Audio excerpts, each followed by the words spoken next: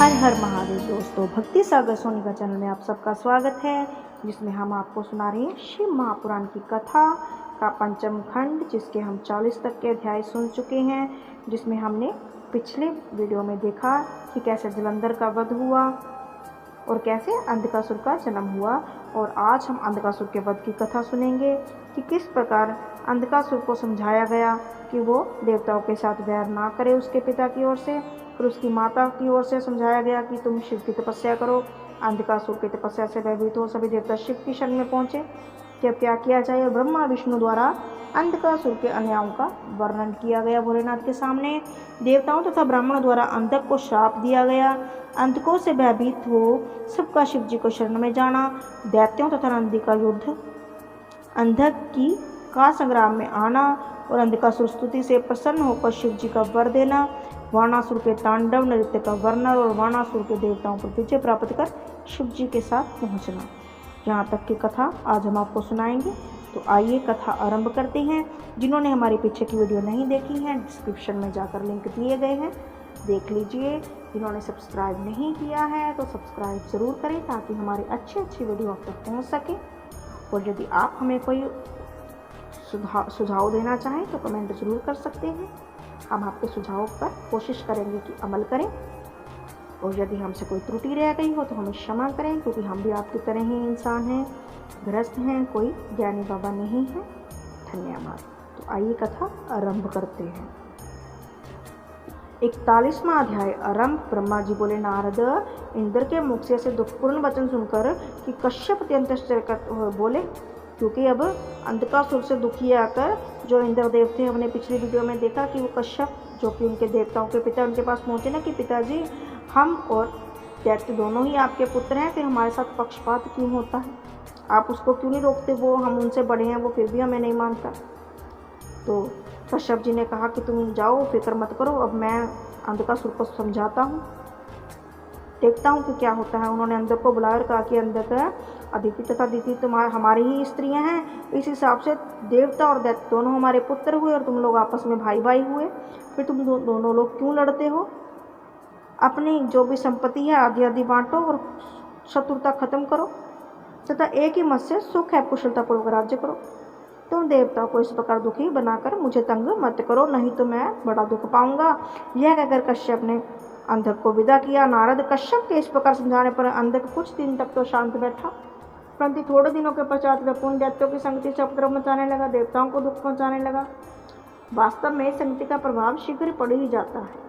पुत्र की वह दशा देखकर दिति को बड़ी प्रसन्नता हुई कि ठीक है, जैसा मैंने सोचा था वैसा ही नहीं, मैं तो सोची थी कि वापस देवताओं में ना लग जाए। और अंधक को बुलाकर इस प्रकार समझाया कि अंधक, तेरे कर्म देखकर मुझे बहुत दुख मिला। मैं तुझे एक बात समझाती हूँ, तू उसी पर ध्यान धर और किसी बात पर ना धर। उसने पहले कश्यप ने जो कही थी वह बात का विचार कर कहा कि पुत्र, तुम किसी से भी द्रोह रखो कोई बात नहीं, लेकिन शिव से द्रोह मत करना, शिव से वैर मत करना, शिव जी की सेवा करो और उनसे किसी प्रकार की शत्रुता मत रखो, क्योंकि उनसे शत्रुता रखकर कोई सुख ही नहीं होता है।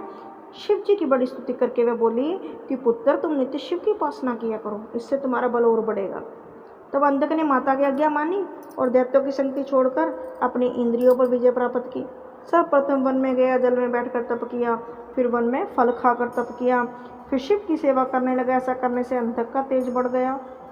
इस तेज के कारण उसकी ओर देखा भी ना जाए, और ज़्यादा शक्तिशाली हो गया, क्योंकि उसने इतना कठिन तप जो कर रहा। तो मैं उन सबको साथ ले देवता और भयभीत हो गए थे। ये तो पहले ही खतरनाक था, अब तो और ज़्यादा हो गया, क्योंकि और ज़्यादा शक्ति बढ़ गई भोलेनाथ की कृपा से। तभी सभी कहाँ पहुँचे? ब्रह्मा जी के पास। तब मैं उन सबको अपने साथ लेकर विष्णु जी के पास पहुँचा और सारा हाल कह सुनाया। शिव जी के पास जा पहुँचे तब सब हमने उनकी पवित्र स्तुति की। शिव की स्तुति करने के उपरांत तब देवता शांत खड़े रहे तो शिव जी बोले, विष्णु ब्रह्मा तथा समस्त देवताओं, तुम लोगों की जो इच्छा है सो मांगो, हम वरदान देने के लिए तैयार हैं, बताओ कैसे आना हुआ। हे शिव, हम लोग अंधक के कठोर तप से भयभीत हैं, ऐसा बोले, इसीलिए आप जाकर अंधक को वरदान दें, ताकि जो उसके तेज से हम सब दुखी हो रहे हैं, एक पासा तो हो जाएगा, जिससे हमारे दुख दूर हों। वे आपसे वरदान पाने के पश्चात देवता को पूर्ण रूप से शत्रु हो जाएगा। हम सबकी इच्छा है कि इस समय कृपा करके आप अंधक कठिन तप की अग्नि को शीघ्र ही शांत करें। तदुपरांत हमारे लिए ऋषभ के समान होकर हमारी चिकित्सा कीजिए। यह सुनकर शिव जी अंधक को वरदान देने के लिए चले गए। वे अपने वाहन गिरते तथा गणों सहित वहां जा पहुंचे और बोले, अंधक हम तुम पर बहुत प्रसन्न है, मांगो क्या मांगते हो। तो अंधक ने प्रणाम कर स्तुति करते हुए कहा कि प्रभु, मैं आपसे केवल यही वरदान मांगता हूँ कि अपने पिता के वरदान के अनुसार मैं आपके अतिरिक्त किसी के हाथ से ना मरूं। आप कोई ऐसा उपाय कीजिए जिससे मेरे पिता का वचन सत्य हो। यह सुनकर शिव जी बोले, अच्छा, हम तुमको यही वरदान देते हैं, परंतु यदि तुम तीनों लोगों के राजा होकर अपना धर्म त्याग कर कुकर्मी हो जाओगे तो हम निस्संदेह तुम पर क्रोध करेंगे, जिससे तुम्हारा सब पुण्य नष्ट हो जाएगा। ऐसी दिशा में भी हम तुम पर यह दया करेंगे जिससे तुम्हारा श्रम निष्फल न हो जाएगा। शिव जी इस प्रकार अंधक को वरदान देकर वहाँ से अंतर्ध्यान हो गए। तब अंधक ने प्रसन्नतापूर्वक अपने घर आकर अपने माता पिता को वर प्राप्त करने का हाल क्या सुनाया है। नारद, जब देवताओं ने यह सुना कि शिव ने अंधक को ऐसा वरदान दिया है तो सब बहुत घबराए। फिर उन्होंने इंद्र के पास जाकर अंधक के वरदान पाने का सब हाल क्या सुनाया। जिस समय सब देवता इंद्र के पास जाकर हाल कह रहे थे, उसी समय चारों ओर से दैत्यों ने अंधक के पास जाकर देवता तथा दैत्य की पुरानी शत्रुता की कहानी सुना दी। अंधक ने कुछ नहीं कहा, फिर केवल इंद्रपुरी को देखने के लिए रथ पर चल दिया। कुछ समय के पश्चात इंद्रपुरी में पहुंच गया। अंधक को वहां आते हुए देखकर देवताओं के साथ इंद्र भी बहुत भयभीत हो गया। ले अभी ये तो अभी वरदान लेकर आए और आते ही इसने स्वर्ग पर चढ़ाई कर दी। इंद्र ने तुरंत अंधक को बार बार एक ही आसन पर बिठाया। तो इंद्र ने मन में दुखी होकर अंधक से आने का कारण पूछा और कहा कि आपने यहाँ आकर बड़ी कृपा की, अब जो आज्ञा हम देंगे हम उसका पालन करेंगे। सुनकर अंधक को अहंकार हो गया और अहंकार में कहने लगा कि इंद्र, तुम केवल मुझे अपनी सब संपत्ति दिखला दो, मुझे किसी वस्तु को लेने की आवश्यकता नहीं। तुम्हारे पास जो ऐरावत हाथी था, घोड़ा है, उत्तम रतन है, उर्वशी आदि माँ रूपवती स्त्रियाँ हैं, उन सबको मुझे दिखा दो, मुझे सिर्फ देखने मात्र के लिए आया। तब इंद्र ने निरुपाय होकर अपनी समस्त संपत्ति से दिखा दी। इंद्र की संपत्ति को देखकर अंधक आश्चर्यचकित हो इंद्र के आसन पर बैठ गया। उसी समय अंधक ने यह आज्ञा दी कि मृत रंग किया जाए। इंद्र ने यह सुनकर वह भी तो सभी सेविकाओं को कह दिया कि चलो भाई करो नृत्य, अंधक को प्रसन्न करो। नारद हर प्रकार के बाजे बजने लगे। 7 स्वर, 21 मूर्छाना तथा 3 ग्राम के साथ गान होने लगे। अंधक ने उस नृत्य गान से मोहित होकर यह चाहा कि मैं अप्सराओं को अपने वश में करूं, परंतु देवताओं ने स्वीकार नहीं किया। अंधक ने जब देवताओं की ऐसी आज्ञा देखी तो अत्यंत क्रोधित होकर सिंहनाद करने लगा। उसी समय इंद्र ने देवताओं से कहा कि देवताओं उठो, ईश्वर का स्मरण कर भली प्रकार से निर्भय होकर युद्ध करो, क्योंकि अपनी स्त्रियों के देने से तो लड़कर मर जाना उत्तम है। इंद्र की यह आज्ञा पाकर देवता तुरंत लड़ने को तैयार हो गए। उसी समय अंधक भी 500 धनुष अपने साथ लेकर युद्ध करने लगा। जब इंद्र ने सम्मुख आकर वज्र से अंधक को मारा, तब अंधक ने क्रोधित होकर अपने त्रिशूल, गदा आदि नाना प्रकार के शस्त्रों से प्रहार किया। उस समय देवताओं सहित इंद्र युद्ध स्थल छोड़कर भाग गए। इसके पश्चात अंधक अपनी माता अदिति को भी वहीं बुलाकर राज्य करने लगे। ड्योढ़ी पिटवा दी। हमारे राज्य में सब प्रजा आनंद पूर्वक ही रहे, किसी प्रकार का संदेह न रहे। इंद्र का राज्य समाप्त हो गया है।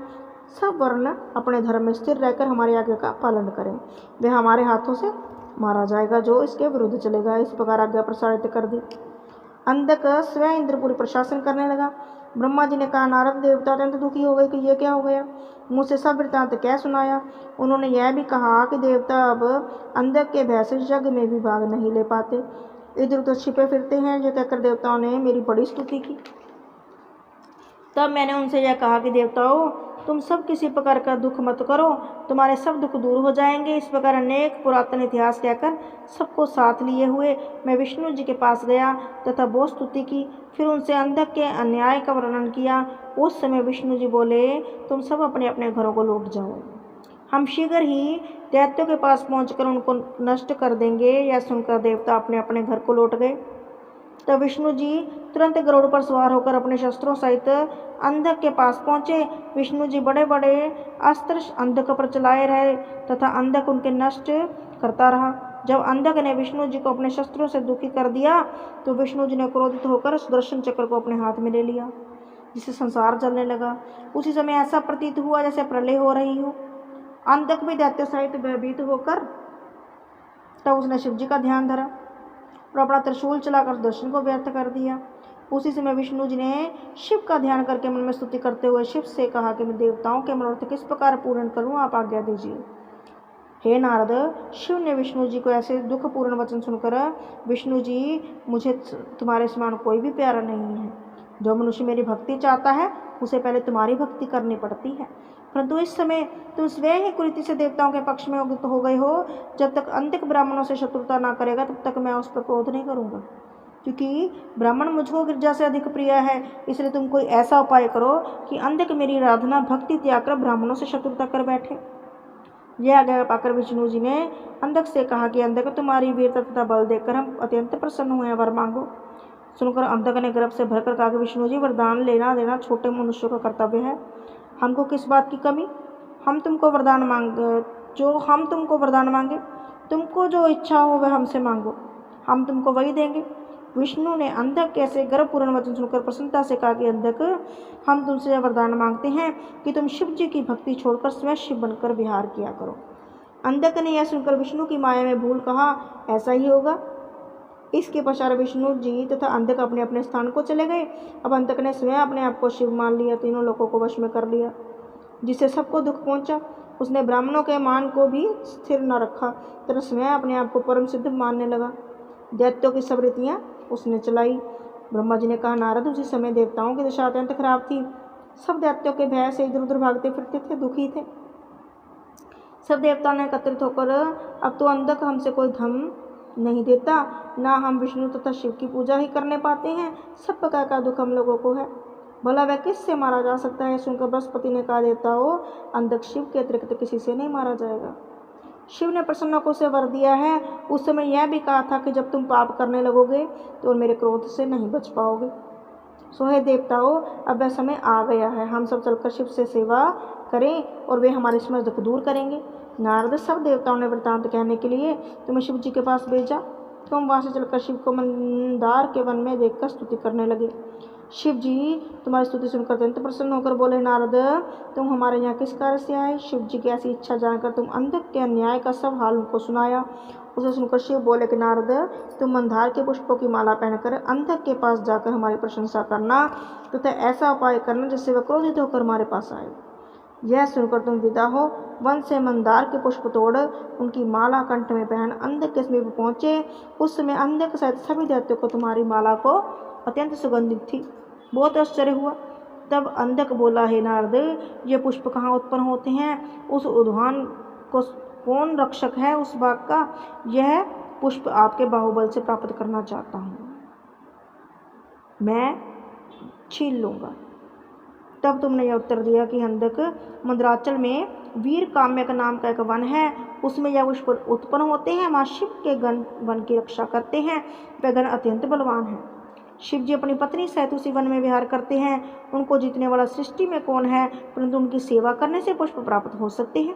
उसके अतिरिक्त उस वन में और भी अनेक प्रकार के पुष्प हैं, बहुतों में इनसे भी अधिक सुगंध है। कई वृक्षों से रत्न तथा कुछ वृक्षों से चारों प्रकार का अन्न प्राप्त होता है। वहाँ किसी को किसी प्रकार का दुख प्राप्त नहीं होता है, किसी को भूख प्यास की चिंता नहीं होती। शिव की कृपा से मनुष्य इंद्र पर भी विजय प्राप्त कर लेता है। अंधक से ऐसे उपदेश पूर्वक वचन कहकर तुम वहाँ से विदा हुए। तब अंधक ने दैत्य को बुलाकर मंदार के पुष्पों की प्रशंसा करते हुए कहा कि तुम सब लोग तैयार होकर चलो, मंदार पुष्प लेने चलो, जहाँ कोई ना रहे। यह कहकर अंधक सेना सहित वहाँ चल दिया और शिव जी की महिमा सुनने लगा। ब्रह्मा जी बोले, नारद, वहाँ से चलकर अंधक मंदराचल पर्वत पर जा पहुँचा। वहाँ उसने देखा कि वह पर्वत अनेक प्रकार की औषधि तथा जड़ी बूटियों से सुशोभित है। सिद्ध मुनीश्वर देवता तथा गण उनकी रक्षा करते हैं। चंदन, अगरू, शाल, चंपा, बेल तथा रुद्राक्ष आदि अनेक प्रकार के वृक्ष वहाँ वर्तमान थे। वह गंधर्व, किन्नर, अप्सराएं आदि नृत्य करती थी। हंस, चकोर, सिंह, बाघ आदि जीवों से वह स्थान भरा हुआ था। उस आनंददायक स्थान पर जब अंधक ने देवताओं को देखा तो बड़े क्रोध से यह कहा कि मंदराचल, तुम मुझको भली भांति जानते हो, मैं अपने समान संसार में किसी को नहीं समझता हूँ तथा मुझे कोई भी नहीं मार सकता। सारा संसार मेरे वश में है। तुम भी मेरी प्रजा तथा मेरे अधीन हो। तुम मेरी आज्ञा को सुनो और आज से मैं तुम्हारे निकट इस वन को अपने विहार तथा भोग विलास के लिए नियत करता हूँ। यदि तुम मेरी आज्ञा का पालन नहीं करोगे तो दुख पाओगे। इस प्रकार अंधक ने चारों प्रकार राजनीति के वचन कहे, परंतु शिव की यह मंदराचल पर्वत बिल्कुल ही भयभीत ना हुआ और वहाँ से उस समय अंतर्ध्यान हो गया। अंधक ने मंदराचल को इस प्रकार अंतर्ध्यान होते देखकर क्रोध से कहा कि आज मैं तुझे अपने क्रोध में भस्म कर देता हूँ। यह कहकर उसने पर्वत को जड़ से उखाड़कर मिट्टी के समान पीस डाला तथा उसे बहुत योजन दूरी पर फेंक दिया। उस समय उस वन के रहने वाले सब प्राणी थरथर कांपने लगे। तब वह पर्वत उठते बैठते कांपते भागते हुए शिव के समीप जा पहुंचा और नारद शिव जी उस समय गिरजा के पास से। गिरजा ने जब पर्वत को कांपते हुए देखा तो कहा कि तू आज किस प्रकार कांप रहा है, क्या बात हो गई? भला आज किसने इतना क्रोध किया? तब शिव ने कहा, गिरजे तुम नहीं जानते कि उपद्रव किसने मचाया, देखो आज कौन यमलोक को जाता है। यह कहकर शिव ने पर्वत को प्रसन्न किया। इसके पश्चात उन्होंने कृपा से पर्वत के टुकड़ों को जो टूट कर इधर उधर गिर पड़े थे दैत्यों की सेना पर गिराना आरंभ कर दिया। यह देखकर दैत्यों में हलचल मच गई। उसी समय अंधक क्रोधित होकर कहने लगा कि पर्वत मुझको नहीं जानता कि मैं परब्रह्म हूँ, तुम मुझसे ऐसा छल क्यों करता है, प्रकट होकर क्यों नहीं लड़ता? अंधक के शब्द सुनकर शिव ने बड़ा क्रोध किया। इतने में स्वयं इंद्र तथा अन्य देवता आदि शिव जी की स्तुति करते हुए उनके पास जा पहुंचे। नारद, शिव की स्तुति ऐसी है जिसको सुनने तथा सुनाने से दोनों लोगों को मुक्ति मिलती है। शिव ने जब इस प्रकार स्तुति सुनी तो उन्होंने अंधक पर अत्यंत क्रोध प्रकट करते हुए अपने गणों से कहा कि तुम जाकर दैत्यों को नष्ट करो। उस समय समस्त गण शिव जी की आज्ञा प्राप्त कर नंदी की सेनापति में अंधक से युद्ध करने चल दिए। युद्ध स्थल में पहुंचते ही घनघोर युद्ध होने लगा। गणों ने अनेक दैत्यों को नाना प्रकार के शस्त्रों से वध कर डाला। नंदी ने हुंड धुंड जम्बसुर कुंजासुर पाक हारित मर्दन आदि दैत्यों को अधिपों को मारा, जिससे सब दैत्यों को बड़ा दुख हुआ। अंध यह देखकर अत्यंत शोकाकुल हो भयभीत हुआ। फिर अपने गुरु शुक्र के पास जाकर स्तुति करने लगा। गुरुदेव, आपने अनेक बार दैत्यों के दुखों को दूर किया है, इसमें मैं आपकी शरण में आया हूँ। आप सेवा के बल पर दैत्य पर्वतों के समान युद्ध क्षेत्र में स्थिर रहते हैं। भृगु, इस समय शिलादि के पुत्र नंदीगण ने असंख्य दैत्यों को युद्ध क्षेत्र में मार डाला है। हुंड थुंड आदि अच्छे दैत्यों को उन्होंने मारकर पृथ्वी पर लिटा दिया। अब आप ऐसा उचित समझें, वह उपाय करें। आपने जो विद्या प्राप्त की है उसके प्रयोग में लाने का ही सही समय है। दैत्य को जीवित कीजिए। नारद, अंधक की ऐसे वचन सुनकर भृगु ने हंसकर कहा कि अंधक, सहस्त्र वर्षों तक हमने केवल धान की भूसी का धुआं पीकर जो विद्या प्राप्त की, अब तुम उसकी सिद्धि देखो। हम मारे हुए दैत्य को मृत्यु निद्रा से जगाते हैं। जिस प्रकार सूखे धानों को पानी हरा कर देता है, उसी प्रकार इस विद्या द्वारा दैत्य को जीवन दान देते हैं। ये कहकर भृगु ने अपने मंत्र पढ़ा, जिससे स्मरे हुए दैत्य तुरंत जीवित हो गए। उसी समय अंधक अपने साथियों को जीवित देखकर अत्यंत प्रसन्न हुआ। शिव जी के गणों से नंदी से जब भृगु की सिद्धि की प्राप्त बात हो जाकर कही, तब नंदी ने तुरंत ही शिव जी के पास पहुंचकर यह विनय की कि हे शिव जी, जो दैत्य हमारे हाथों से मारे जाते हैं उनको भृगु बार बार जीवित कर देते हैं। इस प्रकार हमारी विजय कैसे होगी? यह सुनकर शिव जी का रूप अत्यंत भयंकर हो गया। वे क्रोधित होकर नंदी से बोले कि नंदी, ब्राह्मणों में जो अत्यंत नीच भृगु है उसको तुम शीघ्र ही हमारे पास लाओ।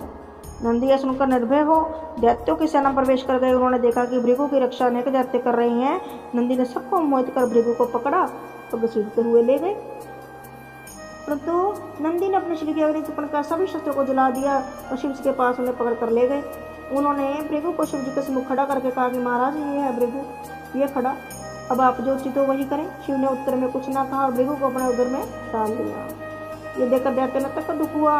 उन्हें अपने विजय की कोई आशा न रही। जब अंधक को यह हाल सुना तो यह दैत्य को धिक्कारने लगा और बोला, आज मैं नंदी का वध अवश्य करता लूँगा। भृगु तो योग शस्त्र में निपुण है, इसलिए उनके मरने का मुझे भय नहीं। ये कहकर वह पुनः गणों से युद्ध करने लगा। जब नंदी ने गणों से ऐसा युद्ध किया तो दैत्यों की सेना प्रवर में छिन्न भिन्न हो गई। ब्रह्मा जी बोले, नारद, इस प्रकार अपनी सेना के युद्ध क्षेत्र में भागते हुए देखकर अंधक स्वयं रथ पर रूढ़ होकर आ गया। नंदीश्वर और ऋषिगण ने अंधक के ऊपर एक साथ आक्रमण कर दिया और भृगु ने शिव जी के उदर में पूरा ब्रह्मांड देखा।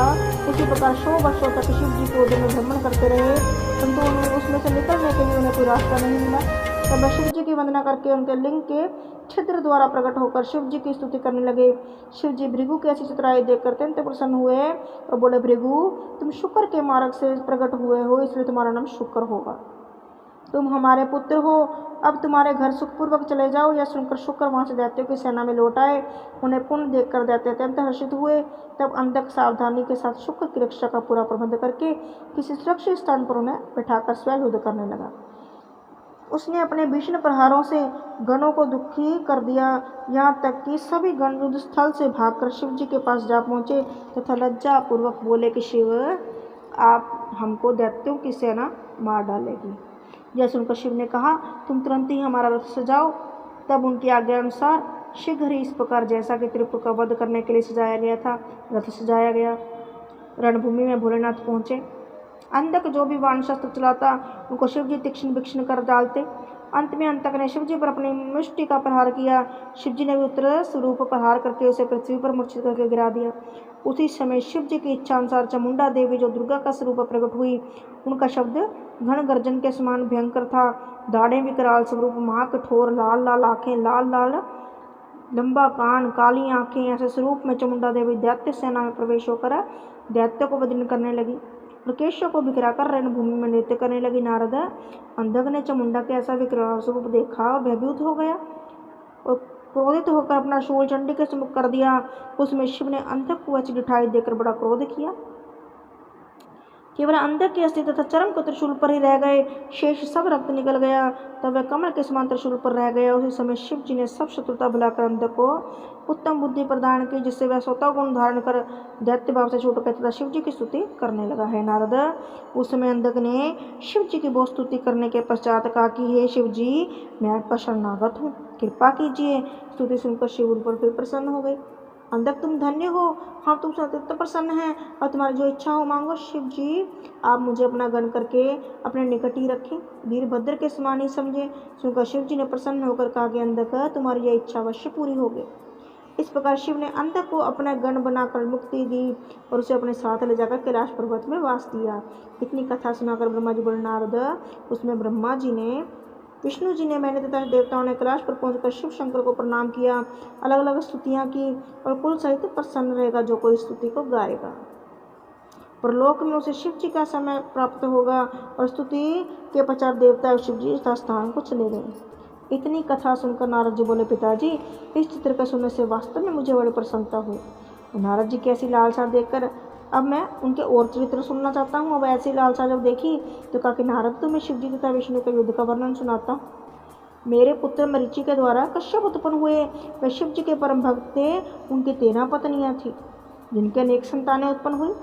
उनकी सबसे बड़ी पत्नी का नाम दिति था और दिति के गर्भ से बड़े वीर दैत्य उत्पन्न हो गए। उनमें से 2 का नाम था हिरण्याकश्यप और हिरण्याक्ष। वो बहुत समय तक तप करते रहे और हिरण्याकश्यप के 4 पुत्र हुए। उनमें प्रहलाद सबसे छोटा था। प्रहलाद से विरोचन उत्पन्न हुआ जो शिव का अन्य भक्त था। विरोचन से बलि उत्पन्न हुआ। बलि शिव का भक्त था, बड़ा उदार तथा देवताओं के साथ युद्ध करने में अत्यंत बलवान था। उसका एक पुत्र बाण नाम का उत्पन्न हुआ। बाण भी शिव जी का बड़ा भक्त था। वह संतों का मित्र था, नियम व्रत करता था, निरंकार रहकर शस्त्र भाव था। उसने अत्यंत उदारता के साथ संपूर्ण ब्रह्मांड पर राज किया। हे नारद, एक दिन बाण शिव जी की भक्ति या प्रेम में मगन होकर अपनी शस्त्र भुजाओं से बाजा बजाकर शिव के सम्मुख तांडव गति से नृत्य करने लगा। यह देखकर शिव प्रसन्न हो गए और बोले, हे वाणासुर, हम तुम पर प्रसन्न है, जो मांगो वही देंगे। वाणासुर ने विनती की कि प्रभु, मेरे सहायक रहा करें तथा मेरे दुख दूर किया करें। शिव जी वाणासुर की यह बात मानकर अपने कुल सहित वाणासुर के घर में निवास करने लगे तथा अपनी संपूर्ण शक्ति सहित वाणासुर की रक्षा करने लगे। एक दिन देवताओं के राजा शिव जी देवताओं सहित नर्मदा नदी के तट पर एक उत्सव विहार करने लगे। देवता सिद्धि आदि शिव जी के उस उत्सव को देखने के लिए वहाँ आए। उसी समय वहाँ नृत्य गायन तथा अनेक प्रकार के नंद की बातें होने लगी। उससे शत्रुओं को दुख हुए तथा भक्तों को सुख प्राप्त हुआ। उसी समय दोनों प्रकार की बाजी बहने लगी। नाना प्रकार के पुष्प खिल उठे, पक्षी मधुर वाणी बोल उठे, मानो वे भी गायक बनकर गाने लगे। ऐसे समय में शिव जी ने इच्छा अनुसार विहार किया और फिरते फिरते उन्होंने काम के वश में नंदीगण को बुलाकर यह कहा कि तुरंत कैलाश में जाकर गिरजा को अपने साथ लेकर आओ। नंदी ने यह सुनकर तुरंत गिरजा की सेवा में पहुंच गया और शिव जी का समाचार क्या सुनाया। गिरजा ने उत्तर दिया कि तुम चलो, हम श्रृंगार करके आते हैं। नंदी सुनकर वहां से चला आया। गिरजा श्रृंगार करने लगी तब नंदी ने शिव को निकट पहुंचकर कहा कि गिरजा पीछे आ रही है। सुनकर शिव बोले, तुम फिर से गिरजा को अपने साथ लेकर आओ। नंदी फिर गिरजा के पास गया और उनसे शीघ्र चलने को कहा। तब गिरजा ने कहा, अच्छा मैं अभी चलती हूँ, तुम बैठो। यह कहकर उन्होंने श्रृंगार करने में अपना बहुत समय लगाया। इधर शिव जी अप्सराओं के नृत्य तथा रंग को देखकर बहुत कामवश हो गए। तब गिरजा ने आने में बहुत देर की। तब सभा की स्त्रियों ने यह निश्चित किया कि हम सब स्त्रियां अपना अपना और ही प्रकार पवित्र रूप धारण करें। यह निश्चय कर सब स्त्रियां अपना अपना अन्य स्वरूप धारण करने लगी। उन्होंने सोचा कि ऐसा करने से शिव जी किसी प्रकार भुलावे में आ जाएंगे। प्रस्तुत नंदी ने उर्वशी का रूप, सुकेशी ने लक्ष्मी का स्वरूप, प्रीताची ने काली का स्वरूप, विशाची ने चंडी का स्वरूप, प्रेम गोत्रा ने सावित्री का रूप, मैना ने गायत्री का रूप, पद्मवती ने विजयस्थला का रूप तथा जया ने सहजन्य का स्वरूप धारण कर लिया है। नारद उषा ने जो बाणासुर की कन्या थी गिरजा का स्वरूप धारण कर लिया। फिर उन्होंने यह निश्चय किया कि इस समय हम शिव जी को अपने वश में करके उनके साथ भली प्रकार भोग करेंगे। जब शिव ने उषा को बुलाया तभी वह गिरजा मोजित हंसकर इस प्रकार का कि हे उषा, तुमने कामवश वो हमारा स्वरूप धारण किया है, इसलिए हमारा वचन सुनो।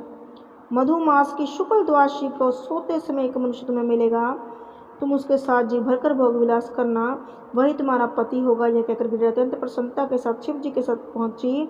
शिव यह लीला करके अपनी संपूर्ण सभा से अंतर ध्यान हो गए। ब्रह्मा जी बोले, नारद, एक दिन बाणासुर ने अपने तांडव नृत्य से शिव को अत्यंत प्रसन्न करके उनसे विनती की कि प्रभु, मैं आपकी कृपा से अत्यंत बलवान हुआ, परंतु आपने मुझे शस्त्र भुजाएं देने की कृपा की। ये मेरे शरीर पर भार के समान है, क्योंकि उनके बल से आज तक मैंने कोई कार्य नहीं किया। अब तक तीनों लोकों में कोई युद्ध भी मुझसे नहीं हुआ। इस समय तीनों लोकों में केवल युद्ध के निमित्त फिरता हूँ। शिव जी मेरी भुजाएं बल की अधिकता से खुजलाया करती हैं। अब आप ही कृपा करके मेरी खुजली दूर करें। मैंने संपूर्ण ब्रह्मांड को जीतकर सबको अपने अधीन कर लिया है। या तो कोई मेरी भुजाएं काट डाले और या फिर मैं उसकी भुजाएं काट दूं। शिव जी ने बाणासुर के मुख से ऐसे वचन सुनकर कहा कि बाणासुर, तुझे अधिकार है, जो तुझे अपने ऊपर इतना गर्व है। तू दैत्य के कुल में है, यहाँ अधम हो, तू बलि का पुत्र तथा हमारा भक्त होकर भी ऐसी व्यर्थ की बातें करता है। यह तेरा अभिमान है जो शीघ्र मिट जाएगा। हमारे समान ही एक मनुष्य तेरे पास आएगा और वह तेरी विलासा को भलीभांति पूर्ण कर देगा। उस समय केवल हमारी कृपा द्वारा ही तेरे प्राणों की रक्षा होगी। हम तुझको वह समय भी बताते हैं जब ये सब बातें प्रकट होंगी, जब तेरा यह ध्वज, जिसका सिर मनुष्य के सिर के समान तथा नीचे मोर का आकार है, बिना पवन के पृथ्वी पर गिर पड़े तथा नाना प्रकार के अपशगुन होने लगे। शिव जी ने प्रकट में क्रोध तथा भीतर से प्रसन्न होकर कहे। नारद शिव के ऐसे वचन सुनकर बाणासुर अत्यंत प्रसन्न हुआ। उसने शिव जी की बड़ी पूजा की। फिर उसने घर जाकर अपनी स्त्री को सब हाल कहा। उसकी स्त्री का नाम कंदला था। जब उसने समाचार सुना तो अत्यंत चिंतित हुई और बोली, नाथ, ये क्या आनंद की बात है, ये तो बहुत बुरी बात है। शिव जी सदा अहंकार को नष्ट करते हैं, इस पर आपकी सभी भुजाएं कट जाएंगी। अब तक आप पराजित नहीं हुए थे, परंतु अब अवश्य होंगे। शिव ने आपको ये शाप दे दिया है, वरदान नहीं। इससे तो उत्तम है कि आप अभी भी शिव जी के भली बातें प्रसन्न कर दें और ऐसी सेवा करें जिससे वह आपका भला हो। कंदला की ये बात सुनकर अत्यंत दुख के साथ शिव के स्मरण कर बाणासुर के चरणों में गिर पड़ी। तब वह आकाशवाणी हुई, कंदला, तुम अपने मन में किसी प्रकार का दुख मत रखो। शिव ही तुम्हारे सहायक होंगे तथा बाणासुर का गर्व नष्ट करके उस पर विजय पर कृपा करेंगे। कंदला इस आकाशवाणी को सुनकर कुछ प्रसन्न हुई, परंतु इस बात को बाणासुर ने नहीं जाना। तदुपरांत वह घर से निकलकर बाहर आया और अपने सभासदों को एकत्र करके युद्ध की सलाह करने लगा। बोलो शंकर भगवान की जय। तो ये थी हमारी बाणासुर की कथा, जिसमें हम आगे की वीडियो में देखेंगे कि किस प्रकार बाणासुर का भोलेनाथ ने वध किया, जब उस पर कृपा की। अब बाणासुर के साथ क्या होता है, युद्ध होता है, जब कृपा होती है। यह देखने के लिए आप हमारे साथ बने रहिए और यदि सब्सक्राइब नहीं किया है तो सब्सक्राइब करें। धन्यवाद। आगे की कथा में हम आपको सुनाएंगे उषा चित्रलेखा द्वारा अनिरुद्ध का हरण, कृष्ण जी के चक्र द्वारा बाणासुर की भुजाओं को काटना, उषा तथा अनिरुद्ध का विवाह, शिव जी द्वारा गजासुर और जगदम्बा द्वारा महिषासुर वध, दुंदुभि का वृत्तांत, उत्पल तथा विदल नामक दैत्यों का वृत्तांत। तो ये सब सुनने के लिए हमें सब्सक्राइब करें और हमारी आगे वाले वीडियो ज़रूर देखें। धन्यवाद।